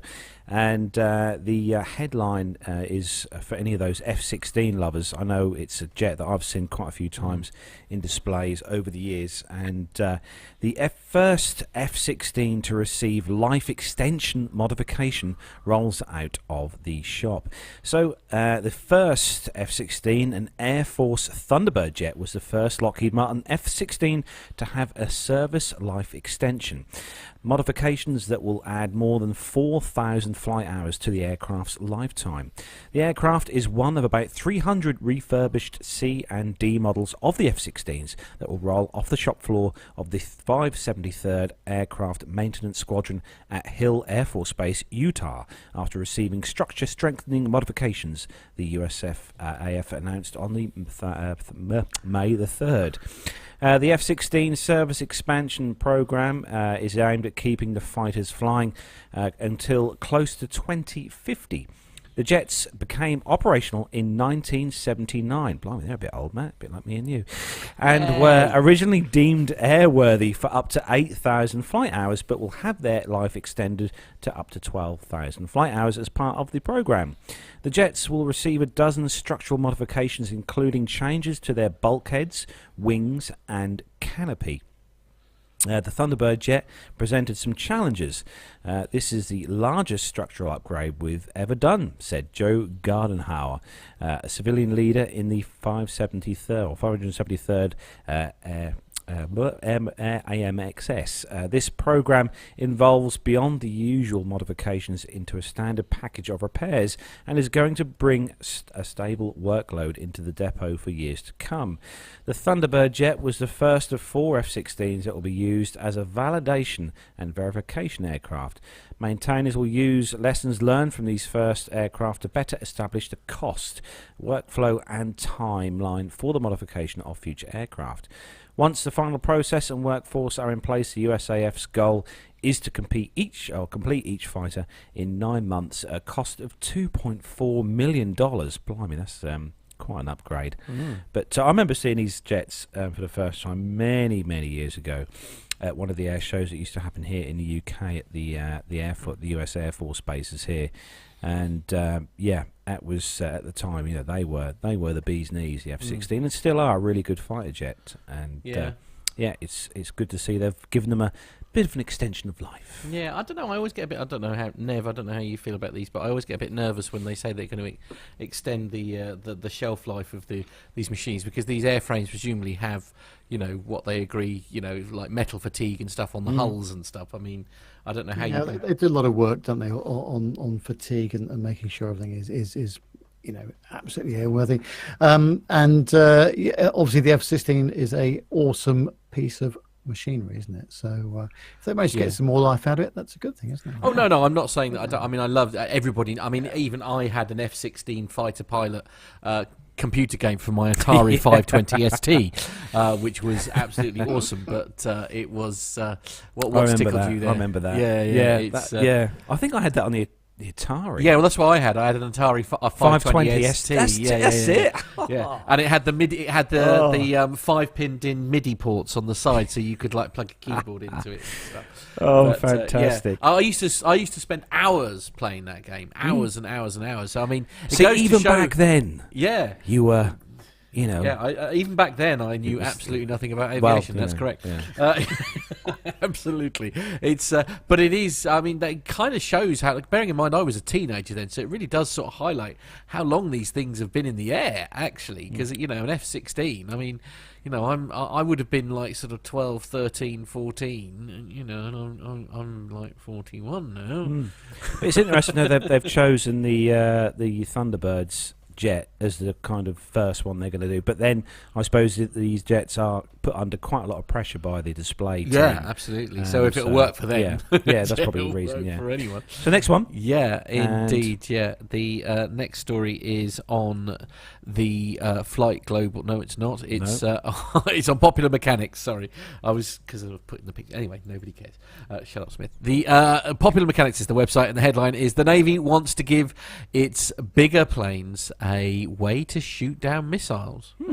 Small interceptors, or perhaps on a drone wingman, would keep big planes safe from air-to-air threats. So as the US Navy reorients towards powers such as Russia and China with their own large air forces, the Sea Service wants to outfit its larger non-combat warplanes with small interceptors meant to shoot down incoming missiles air-to-air. The technology would be the first active defense system operating in the skies. The interceptors would be carried by the planes themselves or a robotic bodyguard. The Navy issued a request for information from the defense industry on the 3rd of May. According to Flight Global, the service calls the concept Hard Kill Self-Protection Countermeasure System, or HKSPCS. HKSPCS will consist of interceptors carried in a pod or internally in an aircraft that would launch to shoot down incoming missiles. Alternatively, the interceptors could be carried by a drone escort or a wingman. The system would be carried by the Navy's C-130 Hercules transports, the P-8 Poseidon maritime patrol aircraft, and other Navy planes that wouldn't otherwise stand a chance against an air-to-air missile. Although these planes typically operate safely out of range of enemy aircraft, sometimes things don't necessarily go according to plan, and occasionally they could face hostile fire. Realizing that the US is heavily reliant on such large support aircraft, both Russia and China have developed long-range missiles to target them. The Russian, is it Vympel? VYMPEL. That's the Romeo 37 Mike, Romeo Victor Victor Bravo Delta, and the Novator Kilo Sierra 172, and the Chinese Papa Lima 15. Very precise. Thank you very much. Are all designed to take long-range pot shots at enemy planes. The systems wouldn't offer perfect protection. Even if it worked every time, an enemy fighter could still simply close to gun range and shoot the larger plane down with its cannon. It could, however, buy larger planes packed with people time for friendly aircraft to come to the rescue. The interceptor system mirrors new active protection systems to protect tanks on the modern battlefield. In both cases, platforms too large to take evasive action against incoming missiles would instead shoot them down. Although military jets typically carry chaff to decoy away radar-guided missiles and flares to distract infrared-guided missiles, an active protection system would provide an extra layer of protection. The Air Force, Flight Global notes, is also looking at a similar concept for tankers, transporters and spy planes. In January 2016, the United States Air Force awarded Raytheon a contract worth up to $14 million to research two new weapons, including the miniature self-defense munition, the MSDM. The Department of Defense said in a press release that the MSDM will support miniaturized weapon capabilities for air superiority by enabling close-in platform self-defense and penetration into contested anti-access area denial environment with little to no impact to payload capacity.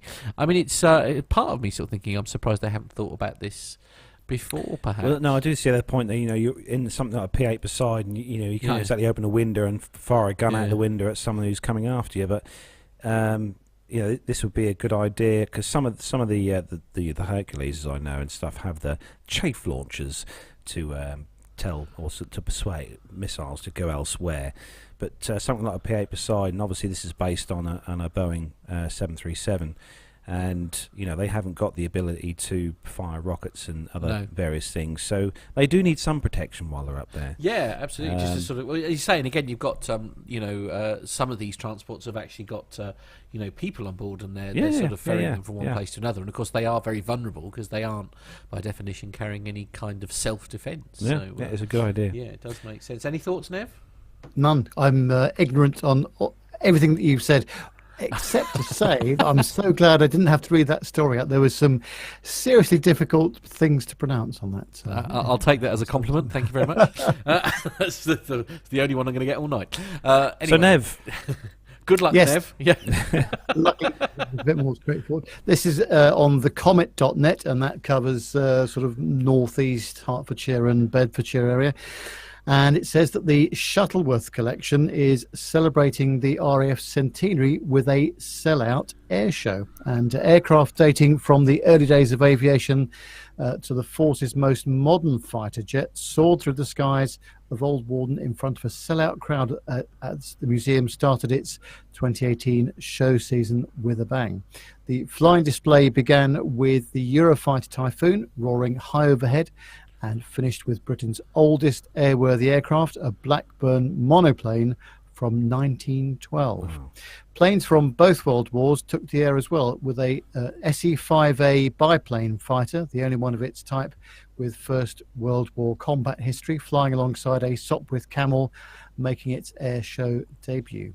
Second World War, RAF bombers, the Avro Lancaster and Bristol Blenheim, flew in formation too. That must have been a great sight, actually. I bet. The Air Force's most recognisable aircraft, the Supermarine Spitfire, also wowed crowds, whilst attractions on the ground, including cockpits, simulators, and a wind tunnel. The next chance to see flying at the Old Warden Air Show is on Saturday, May the 19th, so that's Saturday week, at the Shuttleworth Collection's evening air show. So that'll be one for your diaries, definitely, if you're around. It's definitely nice to see that these air shows, Nev, are still doing really well across the UK. There's some very ancient stuff going on there. I mean, flying that Blackburn monoplane from 1912, absolutely incredible, isn't it? Yeah, gotta love stuff like that. Yeah, looking forward to our first air show outing this year for sure. But thank you for that, Nev. So moving on then to towards the end of the show. So as we said at the beginning of the show, we do have a little announcement to make for all the listeners who are either in the live chat room now or listening to this as an audio download. So for those of you who are living in the UK or may be able to fly over from close by, Nev, what we got going on later this year? Well, we made a little bit of an announcement back earlier in the year that we were looking to do a bit of a sort of a meet-up, and we have managed to achieve that. And that's going to be on Saturday the 18th of August this year, Saturday the 18th of August, and we are going to be at Seething Airfield. Is that on the Norfolk-Suffolk border? Yes, pretty much. Yeah. Guys, It's also where it's the same place where we do our we do an air show thing. So you've probably heard Seething Airfield before, because they do an air show there, or have done certainly every year that I've lived around here.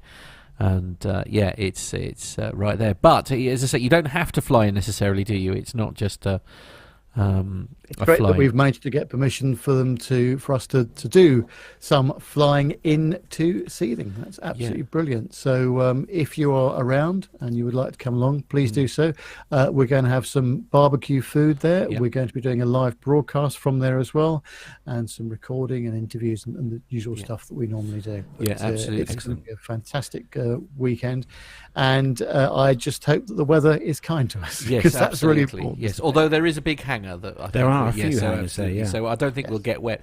And if you would like to join us for that, so it's Saturday the 18th of August, is that correct? That's correct, the 18th of August this year. Saturday the 18th of August, and we're going to, as I say, it's going to be at Seething Airfield, and if you would like to fly in, we need you to get in touch, please, with the details of your aeroplane along with the call sign, because obviously we've got to book everybody in advance. Registration. So please, registration of your aeroplane, and please do. Obviously we understand it's weather permitting, because when we tried to do something back at Beccles a while back, it didn't go according to plan, thanks to the weather. If you're not able to fly in, you are still more than welcome to come and join us, and we will post details on how to get to seething. But again, it does need to be, because we're going to an airfield, we need to be able to notify them as to who is coming. So if you would like to join us, please send us an email to podcast@planetalkinguk.com. That's podcast@planetalkinguk.com to register your interest in joining us on August the 18th, Saturday, August the 18th, for our special fly-in event. So for those of you who may want to fly in to Seething, the ICAO code is Echo Golf Sierra Juliet. Seething operate a runway 06 and 24, and the runway is 800 metres long, which in feet is around about 2,600 feet long runway. So good enough for the Pipers and all the Cessnas and stuff to fly in. Absolutely. We have got a few of the listeners who will be flying in. One of those is our awesome host, Neville Bounds. He'll be flying in, hopefully, weather permitting, on that day. Yes, he's not actually flying himself. Who are you coming with, sir? I do not hold a private pilot. No, I'm relying on somebody else to take me from my local GA airfield at Wickham Air Park. Absolutely. And Auntie Sue is coming as well, which is very interesting. Yes, absolutely. Yep. So for those of you who may want to fly in as well, Avgas is available on site if you need to refuel. Top up. And top up and stuff. You can refuel there as well with Avgas. It's if you want to contact the airfield at all, you can contact them at Seething on 01508 550 453, and that'll take you through to the office where you can book your aircraft in. Yeah, but don't do that if you're coming to our meetup, because we will do that. The flyers in will need to do that. But no, but aren't they going to?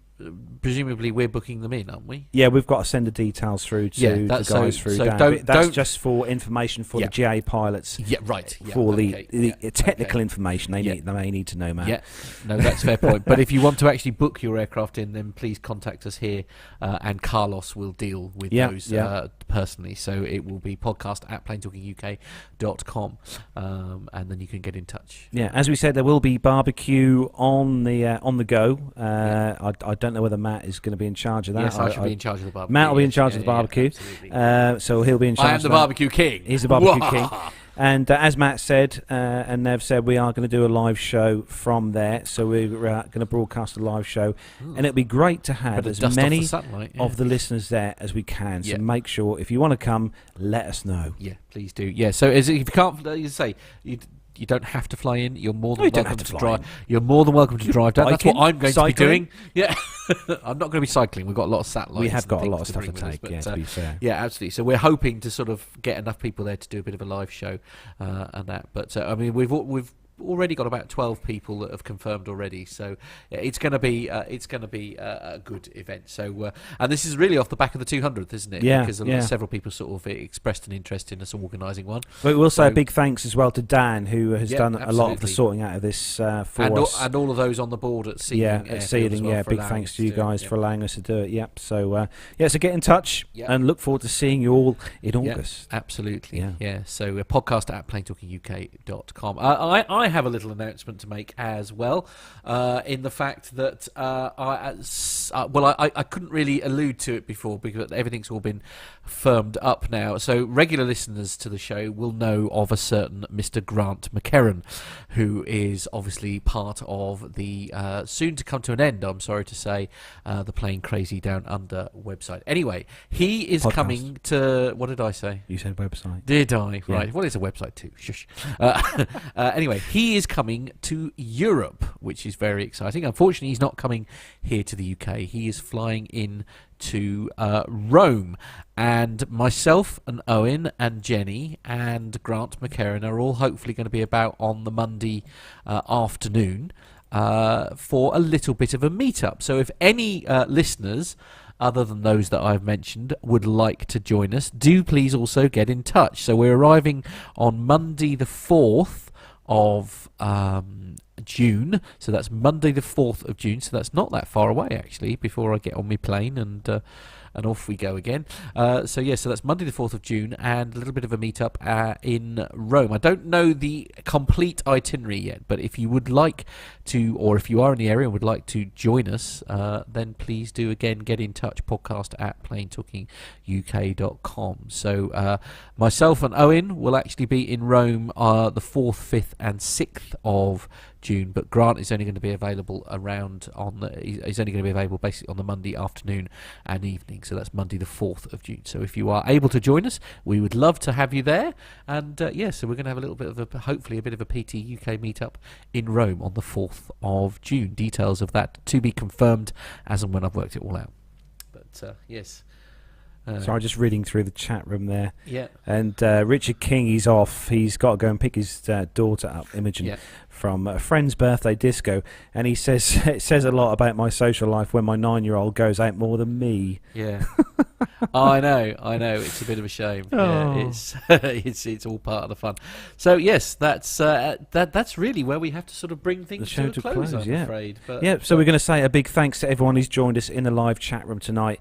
Massive thanks to you all for taking time out of your Friday night to join us in the chat room. It's been great to see. It's been a good amount of chat in the chat room this evening. Next week, by the way, we have a new segment coming from we do. The legend that is Pilot of Pip. Yeah, absolutely. So a new segment. Brand new segment that will be joining us hopefully regularly. Starting next week. So watch this space for a special segment from Pilot Pip. Excellent. So that is where we're going to bring episode number 216 to a close. Nev, as always, thank you for being awesome. Yep, very good. Thank you very much indeed. And tomorrow I should be having some lunch with Andy from the A320 podcast. Awesome. Pop into my house on his way to work tomorrow. So that'll be very nice indeed. Always nice to see him. Indeed. And I hope everybody has a nice weekend as well. Yeah. You got much planned next week, sir? A little bit, but we've got a 5-day week this time rather than 4. So we've got a chance of actually achieving what you set out to do. Absolutely. Yes. So if you're wanting to catch the live show, we're planning to do it next Friday again. So that'll be Friday what's next Friday's date? Somebody tell me. Friday the 18th of May at 7 p.m. if you'd like to join us live. But until then, that is where we bring. Have a great weekend, everyone. From all of us here in the studio, and obviously in the world of NevTech. Back over in sunny Buckinghamshire, although it's probably not. I bet you're glad you're not outside now, aren't you? No, I'm definitely not. I'm glad I've got my lights set up here, otherwise it's going to be dark again, like it did last week. I know, absolutely. So from all of us here, it is time to say goodbye. Everybody say goodbye. Take care, everyone. Bye. Woohoo.